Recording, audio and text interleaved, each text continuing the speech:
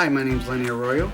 I'm the District Technical Manager of Sears HVAC Service. I've been with Sears for 15 years, and I'd like to share with you guys how we do a fall preventive maintenance check with Sears. First thing that we want to do is check your thermostat. It's important to check the thermostat. It's not falling off of your wall, the wires are not loose, because that's how it controls the furnace. So we want to check the furnace and see there's nothing obstructing the furnace. Want to make sure that if it's in a closet space, you have adequate airflow entering into the unit. What we're going to do next is we're going to look at the inside of the unit. Place this safely on the side here. And what I want to look at is I want to make sure that there's no wires that are burned, no loose wire connections. So we're going to get started off. We're going to look at the first thing is the inducer motor up on top here. We're going to make sure that these wires are connected. Everything looks good there.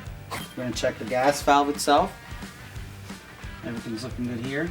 We're going to look at the rest of the connections of the wires. Make sure it's all plugged in. And everything's looking good on the wires itself. The last thing I always look at is making sure that the thermostat wires are nice and tight, which they are. Now we're going to make sure that the unit is calling for heat and it is running. We want to check to make sure that the inducer motor is running properly. We want to make sure that the burners themselves are turned on. They're nice blue flames. If we see a weak orange flame, we know service is needed. The next thing we want to do is we want to check to make sure that the amp draws are good on the inducer motor and then also on the blower motor itself. So I'm going to take my multimeter here,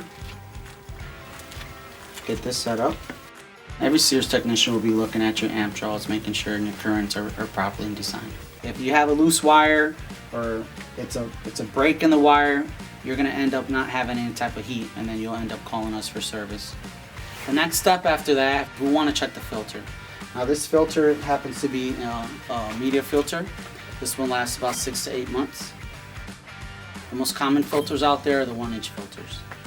As you can see, this filter is pretty dirty here. It started off as white and now it's brown color, so this filter definitely needs to get replaced at this point. Dirty filter makes your unit run less efficiently. Another thing we check is carbon monoxide. It's an odorless fume that can be fatal. So we're going to check the motor itself. We're also going to make sure that if there's any ports that need to be lubricated on the motor, that's the time that we lubricate the motor as well.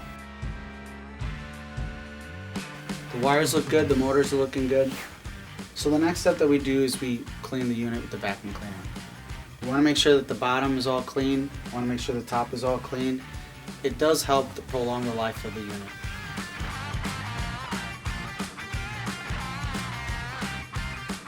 Routine maintenance can make your HVAC system more energy efficient.